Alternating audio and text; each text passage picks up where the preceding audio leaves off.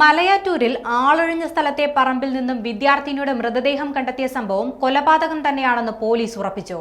പെൺകുട്ടിയുടെ ആൺസുഹൃത്തായ അലനാണ് പെൺകുട്ടിയെ കൊലപ്പെടുത്തിയത്. അലൻ കുറ്റം സമ്മതിക്കുകയും ചെയ്തു. ഇരുവരും തമ്മിലുണ്ടായ വാക്കുതർക്കത്തിന് പിന്നാലെയായിരുന്നു കൊലപാതകം നടത്തിയത്. കൃത്യം നടത്തുന്ന സമയത്ത് താൻ മദ്യലഹരിയിലായിരുന്നുവെന്നും അലൻ സമ്മതിച്ചിട്ടുണ്ട്.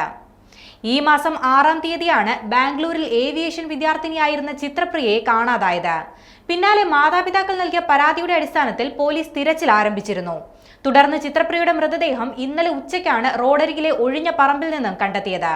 ചിത്രപ്രിയയുടെ വീട്ടിൽ നിന്നും 1 കിലോമീറ്റർ അകലെ മണപ്പാട് ചിറയ്ക്ക് സമീപമായിരുന്നു മൃതദേഹം കണ്ടെത്തിയത്. തലയിൽ ആഴത്തിലുള്ള മുറിവ് കണ്ടെത്തിയതിനാൽ കൊലപാതകമാണെന്ന് തുടക്കത്തിലെ തന്നെ വ്യക്തമായിരുന്നു. ആൺസുഹൃത്തിനോടൊപ്പം ചിത്രപ്രിയ ബൈക്കിൽ പോകുന്നതിന്റെ CCTV ദൃശ്യങ്ങൾ പോലീസിന് ലഭിച്ചതിന്റെ അടിസ്ഥാനത്തിലായിരുന്നു പ്രദേശത്ത് പരിശോധന നടത്തിയത്. ഈ ഭാഗത്ത് തിരച്ചിൽ നടത്തുന്നതിനിടെ ദുർഗന്ധം അനുഭവപ്പെട്ടതിന് പിന്നാലെയാണ് മൃതദേഹം കണ്ടെത്തിയത്.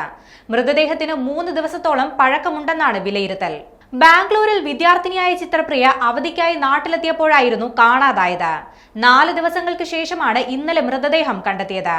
മൃതദേഹം കണ്ടെത്തിയ ഭാഗത്ത് വെട്ടുകല്ലുകൾ കൂട്ടിയിട്ടിരുന്നു. ഈ കല്ലുകളിൽ രക്തം പുരണ്ടതായും പോലീസ് കണ്ടെത്തിയിരുന്നു. തലയിലെ ആഴത്തിലുള്ള മുറിവ് കൊലപാതകമാണെന്ന സംശയം ആദ്യം മുതൽ തന്നെ സൃഷ്ടിച്ചിരുന്നു. തുടർന്ന് ചിത്രപ്രിയയുടെ ആൺസുഹൃത്ത് അലനെ പോലീസ് കസ്റ്റഡിയിലെടുത്ത് ചോദ്യം ചെയ്തെങ്കിലും അലൻ ഒന്നും വിട്ടു പറഞ്ഞിരുന്നില്ല.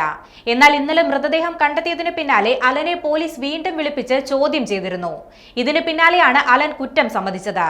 സംശയത്തെ തുടർന്നുള്ള തർക്കമാണ് കൊലപാതകത്തിലേക്ക് നയിച്ചതെന്നാണ് പോലീസ് വ്യക്തമാക്കുന്നത്.